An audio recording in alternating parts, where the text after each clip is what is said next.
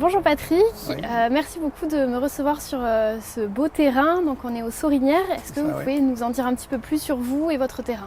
C'est un terrain qu'on a acheté en 1984 pour rénover une maison qui était dessus, une grande longère. Et en 2000, 1992-2000, on nous a dit qu'une route allait passer à côté et que si on désirait, on pouvait repartir. Enfin, on nous indemnisait puis on repartait ailleurs.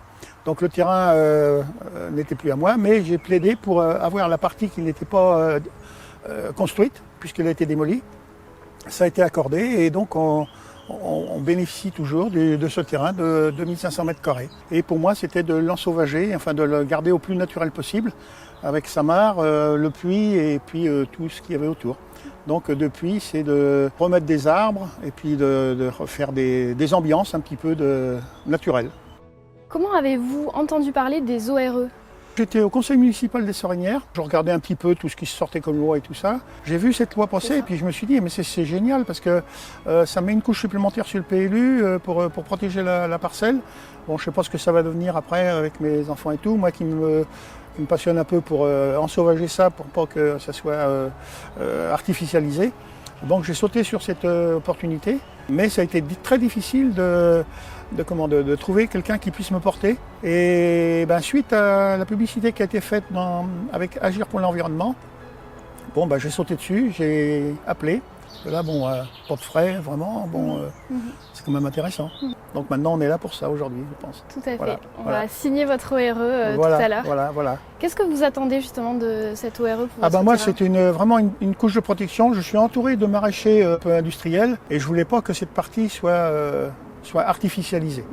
C'est ça, c'est tout l'enjeu de l'ORE. L'ORE, c'est pas tant pour vous que pour les futurs pour la suite, propriétaires. voilà, c'est ça.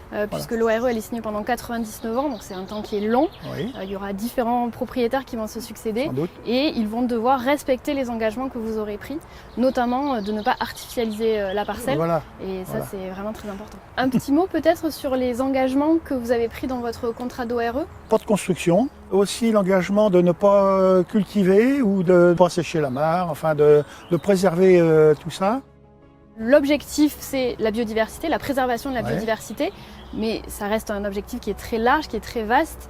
Et ça, Agir pour l'environnement, on a vraiment voulu conserver cette souplesse-là pour que chaque propriétaire puisse dire, je veux préserver ma parcelle, je veux préserver la biodiversité de ma parcelle, mais je veux aussi pouvoir mener mes projets de potager, de rénovation, ou même d'habiter sur la parcelle. Ça, c'est tout à fait, à fait possible. C'est ce que mes enfants ont dit, mais on ne peut rien toucher, tu ne peux plus rien faire. Je dis non, on est libre dans la mesure où on respecte tout ce qui est biodiversité qui est ici, et la nature dans ce qu'elle est. En plus de cet accompagnement financier, qu'est-ce que vous diriez pour encourager des personnes qui n'osent pas trop, qui hésitent à se lancer et à signer une ORE? Qu'est-ce que vous leur diriez? Quand je vois comment on peut préserver un peu de nature, avec toutes les craintes qu'on peut avoir maintenant, je pense qu'il faut y aller. Donc moi, je vais diffuser la bonne parole de ce côté-là. Est-ce que vous avez des projets pour ce terrain? Continuer à boiser, toujours garder un style d'arbres locaux, créer des ambiances pour qu'on puisse se balader tranquillement. Voilà. Et en profiter. Et en profiter aussi, oui, parce que c'est quand même un coin agréable. Voilà. C'est super. Merci beaucoup. Merci aussi.